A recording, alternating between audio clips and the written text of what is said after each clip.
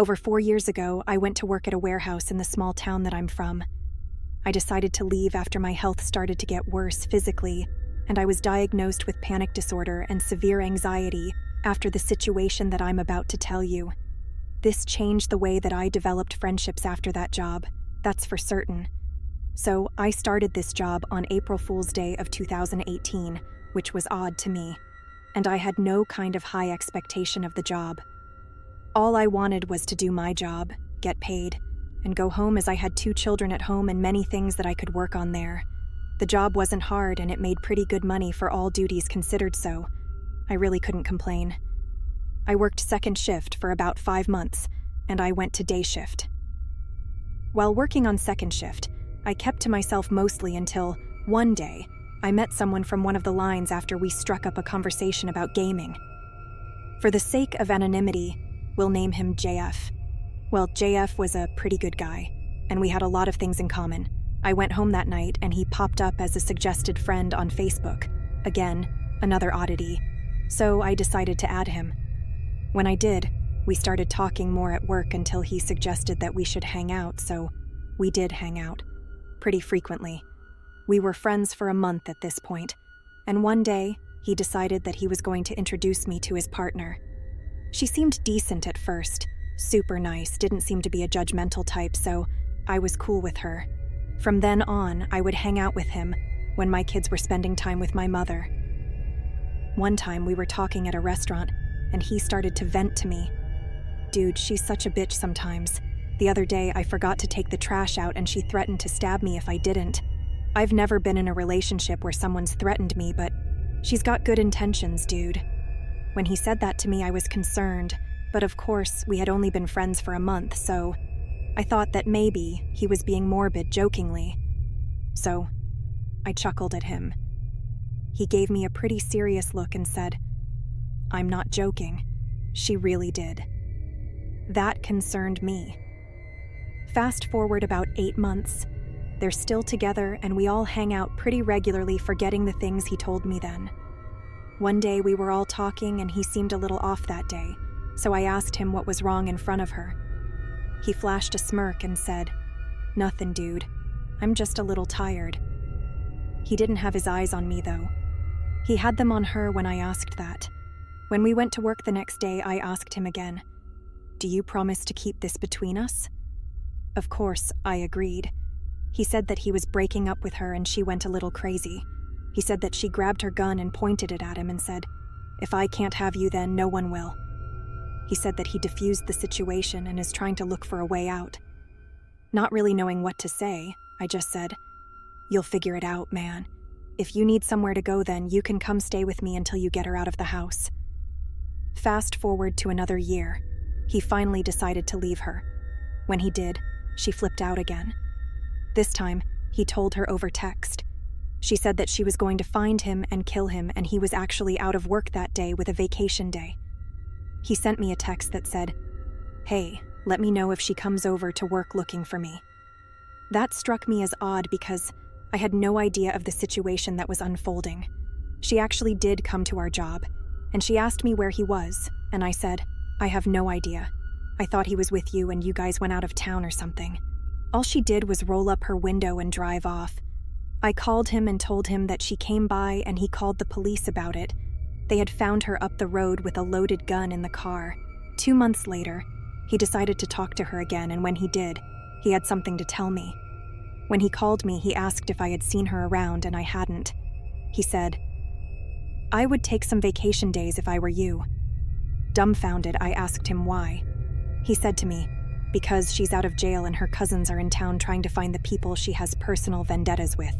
You're one of them." At that point, I was terrified. I grabbed my kids and went out of town, took 2 weeks off of work. Come to find out that next day, her and her cousins went to the next town over and shot 3 people in an apartment and killed them. I got the news about it the day after it happened. The reason why he knew they were coming after me is because they made a Facebook Messenger group that he was included in and sent a list of names. Everyone regarded it as spam and decided to disregard the message, but he knew what it was.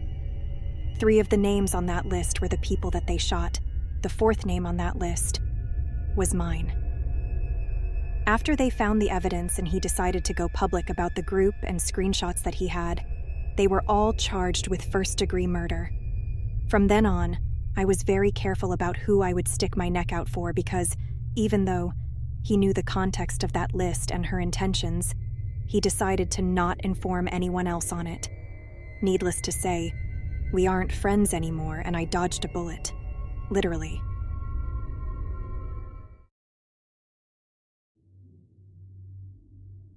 Until a few days ago, I had no idea that this has actually happened to me. I'm not going to talk about the gruesome indirect circumstances that triggered this to start haunting me in flashbacks, but I will rather focus on the story itself, how I remember it, and how my cousin, who was with me when it happened, remembers it. For some context, my cousin and I are the same age. We are both women, and currently 25 years old. She is only 5 days younger than me, and her family rented a floor in my parents' house when we were toddlers, so we basically did everything together and spent all our days together until we turned 5, when her family bought an apartment in another city, some 30 kilometers away from the city I lived in. Since we had a very strong connection, almost codependent, it was very difficult for us to get used to not living together. And 2 years later, we have made an agreement with our parents that we will visit each other each weekend. And during the summer break, she will spend 1 week at our place, and I will spend the other week at their place. And we will basically exchange like that until the end of the summer break. This went on for years. Since we were spending all our free time together, by the time we turned 10 or 11, we have already exhausted all our adventure ideas in the backyard. Tree climbing, building a tree house, setting up tents, camping in the backyard, etc. And we really needed something new, so we decided to go fishing together every Friday on the river near my house. It's a 20-minute walk. Now, of course, we had no tools needed for a true fishing experience. We had a butterfly net that we would place in the water, and on a good day we would catch a dozen tiny fish with it. That was enough for our restaurant game. We would come back home, bake the fish under the sunlight, and then serve it and decorate it in plastic plates that we would later serve to our imaginary customers. We've done this for weeks and always made sure we were safe while doing it. We never actually got into the river. And that wasn't that difficult since it's a very peaceful neighborhood. We call it the Yellow Bridge. And there was usually no one else at the river at the time we were there. But one day, it was different. Very different. How I remember it. A couple of days ago, the memory of this encounter suddenly spilled out in my mind. We were either 10 or 11 years old, and it was Friday. She was at our place that week, so we took the butterfly net and went fishing on the river. We were alone, sitting under a large willow tree right next to the river. Suddenly, a man showed up from nowhere. He was standing a couple of meters away from us. He had blackish hair with plenty shades of gray, so I'm guessing he was in his late 40s or early 50s. He had a dark blue t-shirt, a little smudged on the collar. He asked us what we were doing, and we said we were fishing. He continued walking back and forth on that part of the shore, now under the Yellow Bridge. The shore itself is at least 500 meters long. He could have gone anywhere, but he stayed where we were at. Then he came a little closer, and we got up. He told us he was having issues with his wife, and we just nodded our heads, trying to avoid the conversation and follow the don't talk to strangers rule. We didn't ask him anything. He took a flip phone out of his pocket and opened it in front of us. "I have to show you my wife," he said. "Okay," we replied. When he found what he was looking for, he came even closer and turned the phone towards us. It was a picture of a completely naked woman sitting in a chair with her legs spread. We just nodded. He then proceeded to show us more pictures, and it was quite clear that it wasn't his wife because the pictures weren't of the same woman, but all of them were naked, from head to toe, with their legs spread or in other very suggestive positions, now that I think of it. The quality of the images, the fashion, and the aesthetics could be best described as explicit content from the 70s. It could be that he took pictures from some old magazine or had them sent by someone. I remember I looked at my cousin and mouthed, "It's not his wife," and she nodded. "Isn't she beautiful?" he asked. "She is," I replied, and my cousin nodded. We then remembered that we have left our net in the river, so we went back to the willow tree and reached for the net. He was standing there, in the same spot as before, looking at his phone. He then showed us a very low-quality picture of 2 naked men and another naked woman. This picture actually looked like pictures taken with a flip phone camera. "This is me," he said, and pointed at one of the men in the picture. We just nodded and said we had to go home. He then said the words that have been haunting me for days now. "You think my wife is beautiful? She thinks you are beautiful too. She would love to meet you. Come with me to meet her and we can play together." "No, we have to go home," I replied. "You little party breaker, maybe your friend doesn't want to go home. Come on, I want to play with you," he said, and turned to my cousin. "No, I really want to go home," my cousin replied. This is where the details of the memory stop.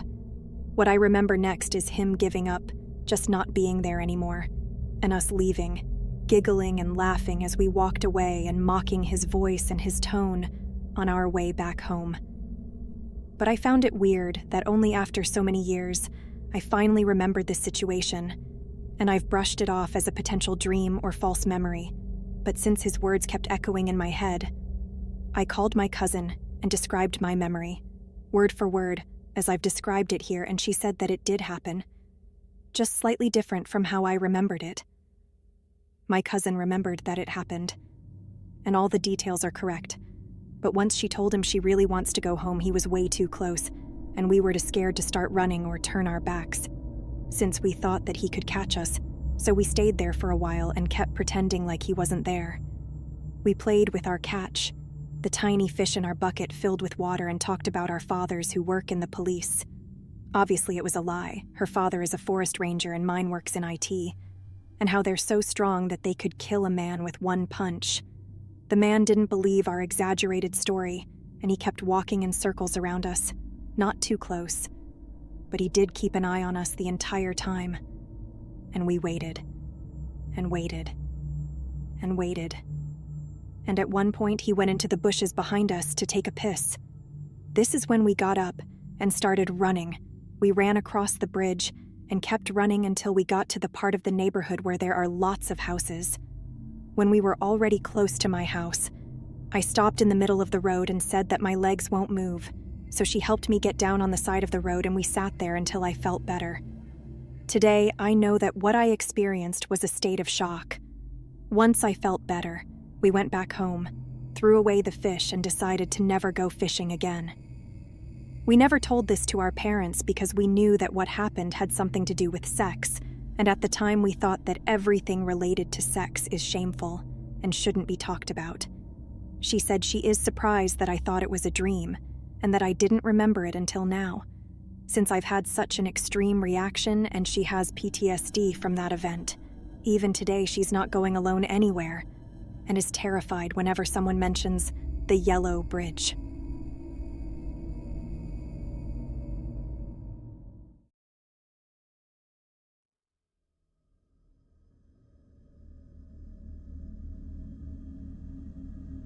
It has taken me many years to tell this story out of both fear and embarrassment.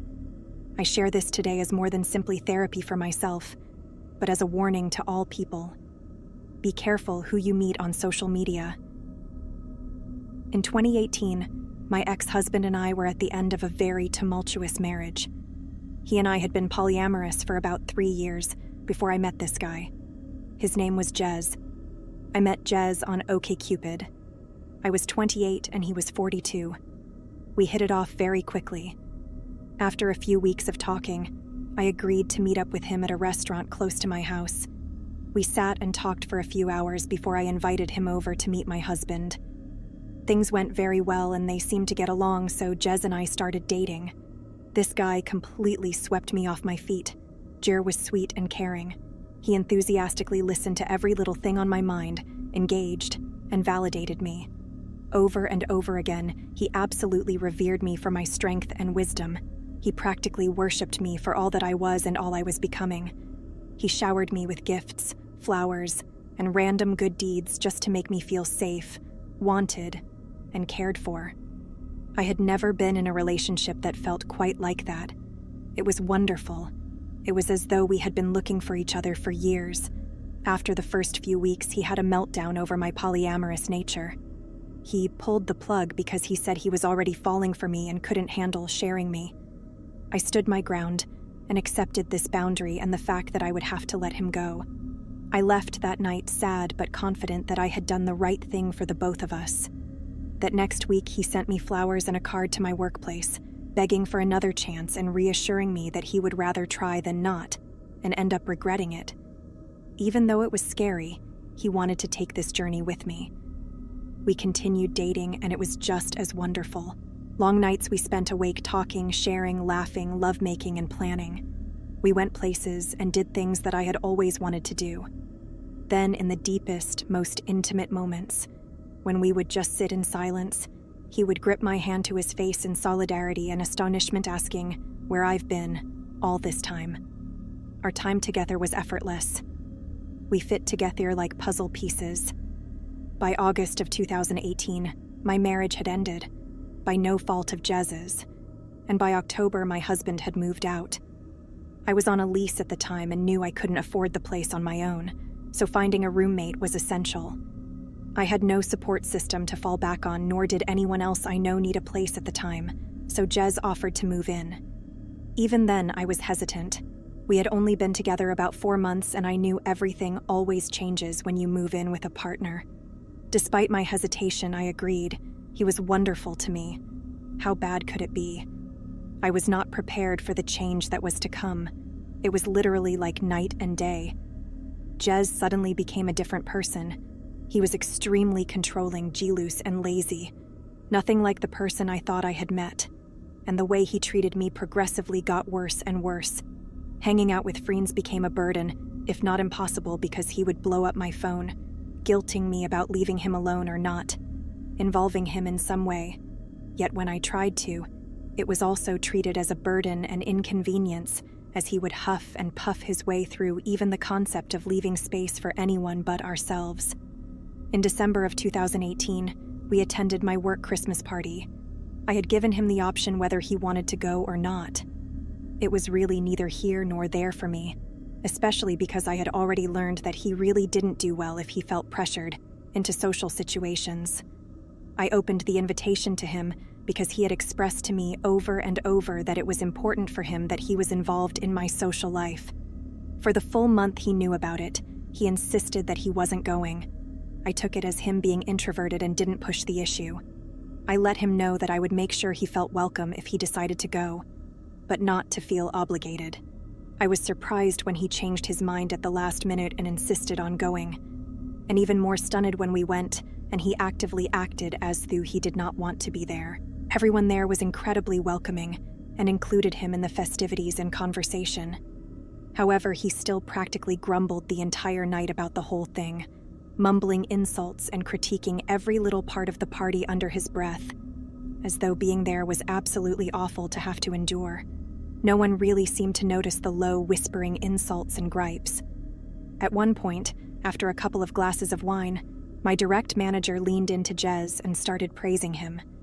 She and I were very close, therefore she was intimately familiar with what I had gone through with my ex-husband. "I am so, so happy she has you." She bleated through wine happy. "You have been absolutely transformative for her. It's so nice to see her finally happy and appreciated." Without missing a beat, Jez grimaced at the comment and quickly snapped back, "You don't fucking know me." I honestly didn't believe my ears. It was one of those moments where time stops and you just know you couldn't have heard that correctly. I sat brewing on it for a minute, before another light-hearted interaction with Jez prompted him to suddenly snap at me through grit teeth. "Stop it." This triggered me and I lost it. I pulled him outside and asked him what his problem was. I called out his behavior and told him if he was going to act that way, then he could just leave. That if he didn't want to be there, he should have stayed home. He ended up giving a sort of half-a-said apology, and we went back inside and finished the party. I remember the drive home that night, staring out the dark window at nothing in particular, in worried silence. I might have messed up, was my only thought through the entire drive. This all started out slow, of course, like waving me away or invalidating my experiences and ideas due to my age. that I was just dramatizing my experiences because I was young, etc. The man who, not 6 months prior, had validated me, my trauma, and experiences to the ends of the earth. Now, every time I started a story or tried to share anything, even trying to plan out meals for the week, he would openly show annoyance, as though I was violating his time and attention. Before I knew it, he was snapping at me over every little thing. If I asked how his day was, or talked about my day, I would aggressively shut it down. Why do you always ask me that? I don't want to talk shop at home. I really don't care about your work. It's work. Before I knew it, I couldn't even bring him a plate of breakfast without being snapped at. It was as though he was testing me.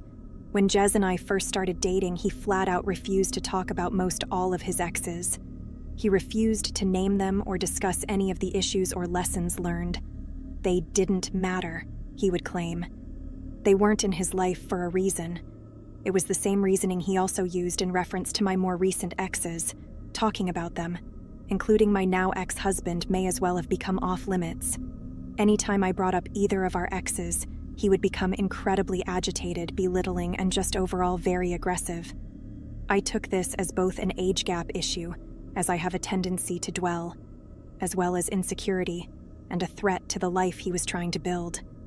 However, after he moved in and this hot-button topic had been established several times, he would bring up his exes and how they looked, telling me on more than one occasion he would have never dated me back in the day, and that I was lucky he lowered his standards.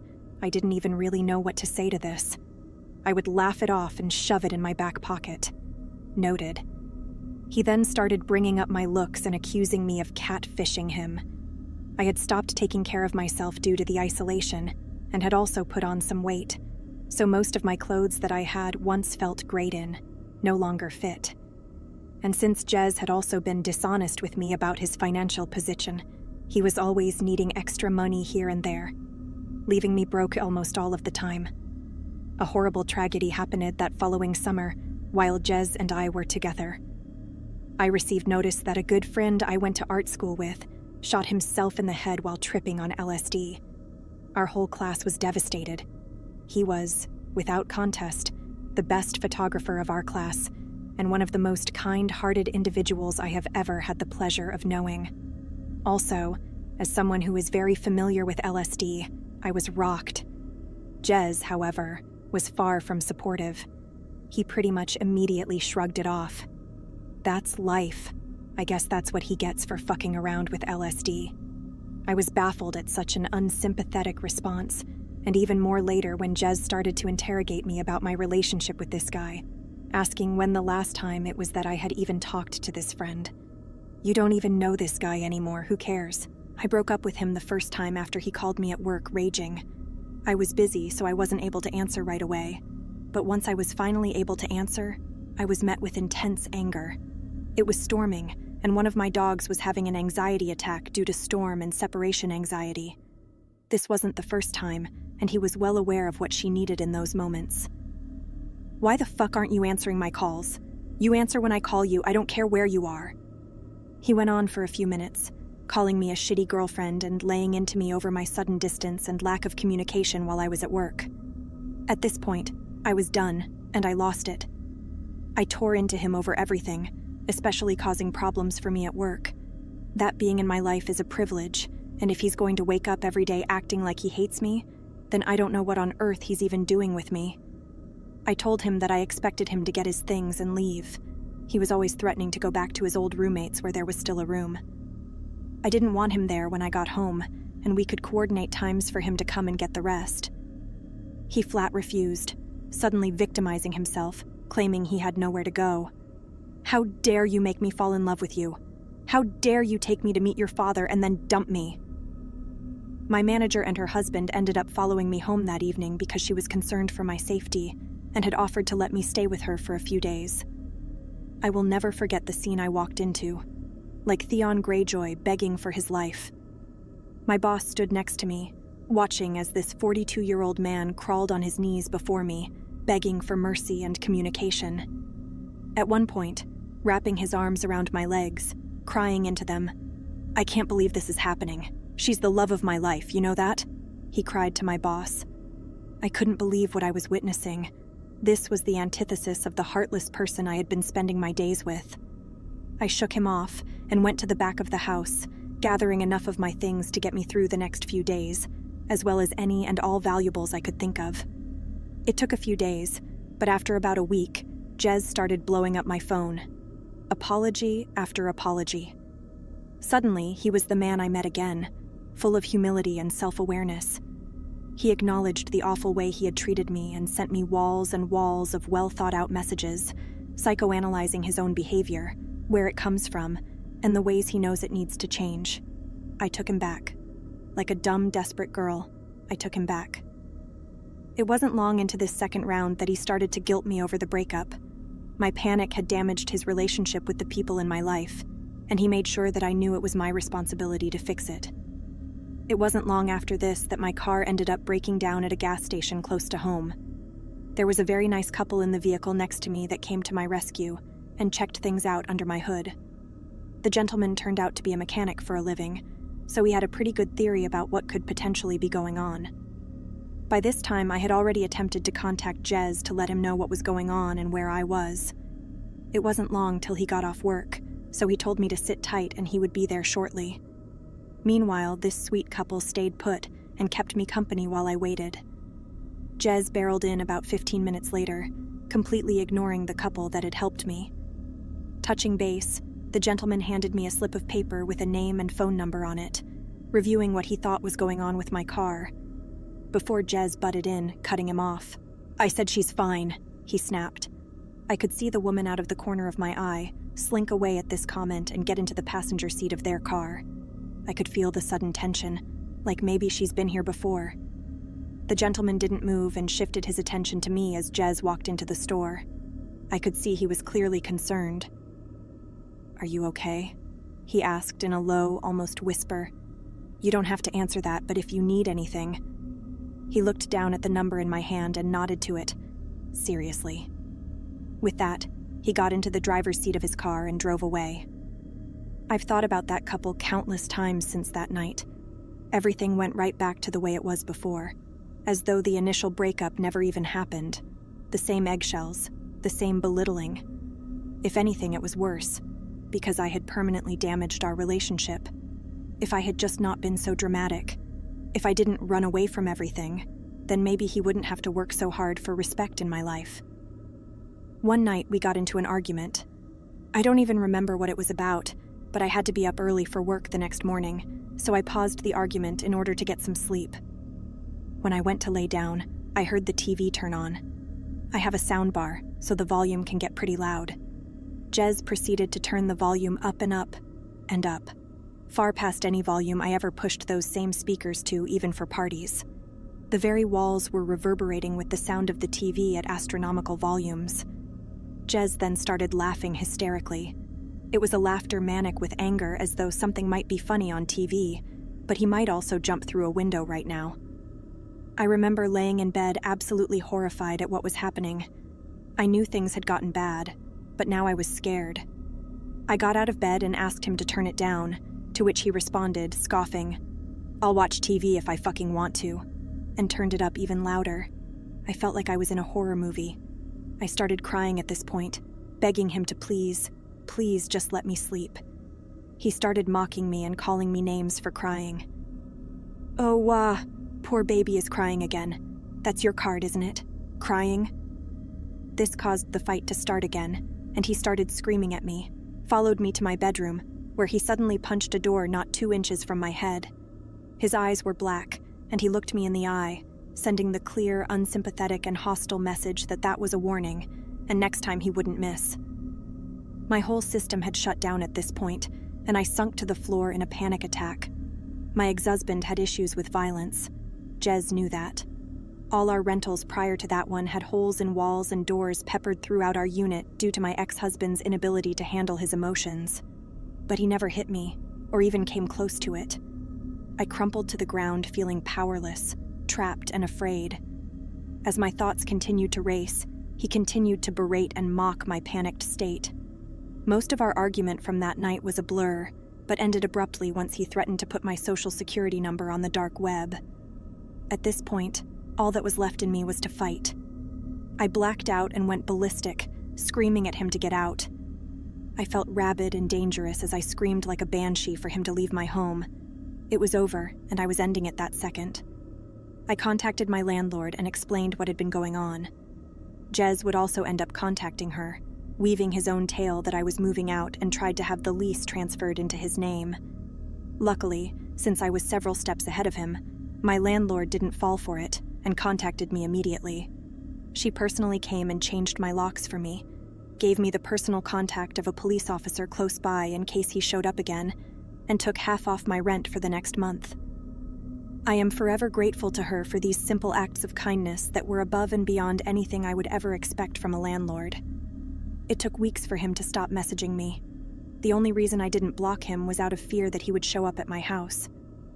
Though I had contacts for protection, I knew I would rather get a daily apology video than have to deal with him on my doorstep. So they persisted. For a while. The same act from before. The love bombing, the promises, grasping at straws trying to find the weak spot where I would let him back in. But I ignored it. It continued for weeks before he finally gave up. He bowed out gracefully, stating boldly that he will always love me. I left him on read. The illusion was destroyed. It took me several years to pick up the pieces. If my divorce wasn't enough, this definitely made me lose trust in myself. I still don't understand what the endgame was. In one of our last discussions, I asked him desperately, "What happened to the guy I fell in love with?" Jez looked me dead in the eye, smirked, and said, "That guy doesn't exist. I told you what I had to tell you in order to get you away from that fucking asshole husband of yours. You're just stupid and fell for it."